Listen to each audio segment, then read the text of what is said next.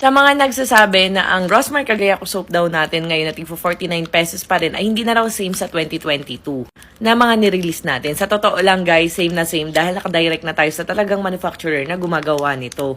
Na nagdi-deliver sa akin ng wingban dati pero hindi pala nakakarating sa akin. Diyos ko po, Rudy, ang sakit sa bangs. Pag maiisip ko na napakarami palang pera na sana ay napunta sa akin or kinita ko o ng mga distributor ko pero sa iba napunta sa mga hindi legit distributor, sa mga alien, ganun. Super nakakasakit ng puso isipin. Pero this time guys, 100,000 na ng Rosmar Cagayaco soap ang ating na-release, which is same na same dun sa original formulation natin since 2022. So, papakita ko sa inyo guys yung sabon.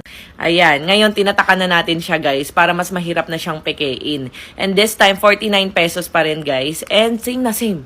Super bango. Same na same doon sa original formulation nung 2022. So, 'di ba guys, ang ating Cagayaco soap ay manilaw-nilaw dahil sa vanilla scents niya. Ayan, same na same pa rin yan guys. Hindi siya totally puting-puti ha. Alam nyo yan mga legit user ng Rosmar Cagayaco, ito yun. So, ito yung 1 to 3 days pa lang, makikita mo na parang naglalighten na yung skin mo. At ito yung sabon na may pagkamagaspang. Nakita nyo ba, hindi siya smooth. Ayan o, may pagkamagaspang yung sabon natin. Ayan, may pagkamagaspang yung sabon natin. At hindi lang super halata dahil may tatak na siya dito guys. Ayan, dito siya o. Tingnan nyo, kita nyo ba yan guys? O, may pagkamagaspang yung sabon. And ayan, as you can see, ayan o, pinipicturan ng mga tao. Nakita nyo, hindi siya smooth, magaspang. Ito yung sabon na yun. Ang ganda pala ng sabon ni Rosmar, ang lambot at ang kinis ng skin ko. Isang gamit lang nakita ko na ang pagbabago. Salamat, napakamura ko nabili yung sabon. Sayang nga lang di ako nagka-bonus. So, kita nyo guys, ayan o, ang kinis daw niya, isang gamit pa lang daw niya, nakita na raw niya yung pagbabago. Ito kasi yung legit na Rosmar Cagayaco soap.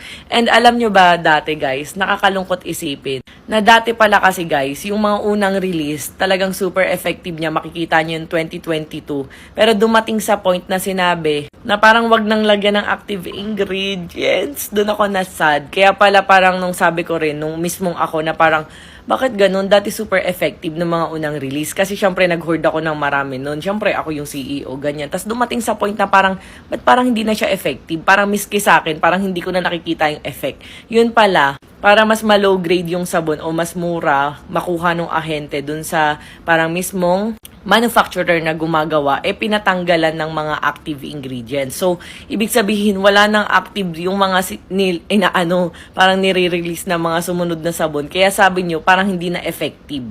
Pero wag kayong mag-alala guys dahil this time, masiksik-liglig nag-uumapaw na yung ingredients. Dahil syempre, direct na tayo. Kumbaga, mas mahal ko nga lang nakukuha ngayon yung sabon sa ating manufacturer. Pero this time, guys, is mas mabilis na yung effect niya. Kita nyo naman yung nag-post, diba? Kita nyo yung parang comment or yung feedback na parang isang gamit, nakikita niya na yung effect. So, ito guys, yung ating Rosmar Cagayaco soap ngayon. Ganito yung packaging niya. Ayan. Kapag hindi ganyan yung packaging, meaning hindi po yan brand ko or hindi yan galing sa akin, ang dami-dami po kasing gumagaya. So, ayan, yung magaspang na sabon na minahal nyo na UP lang to sa bag ko, kaya nagkaganyan-ganyan siya. Ganyan siya kalaki, guys, and 49 pesos pa rin. So, available to, guys, sa Shopee at sa TikTok Shop. So, ano pang hinihintay nyo? Pwede pa rin sa mga bata, buntis at lactating. Ulitin ko this time, mas bombard na ang kanyang ingredients. Mas siksik-liglig nag-uumapaw na yung kanyang pampaputi effect, pampakinis. Ayan, kaya makikita nyo naman sa CEO ang effect, diba, ng kanyang product. Kung sa CEO pa lang, di nyo na nakikita ang effect, what more pa sa mga user. So, masasabi ko, kitang-kita nyo naman, no filter needed, no makeup needed. Alagang Rosmar Cagayaco soap. And same manufacturer din ang gumagawa ng ating Rosmar Tawas Calamansi soap.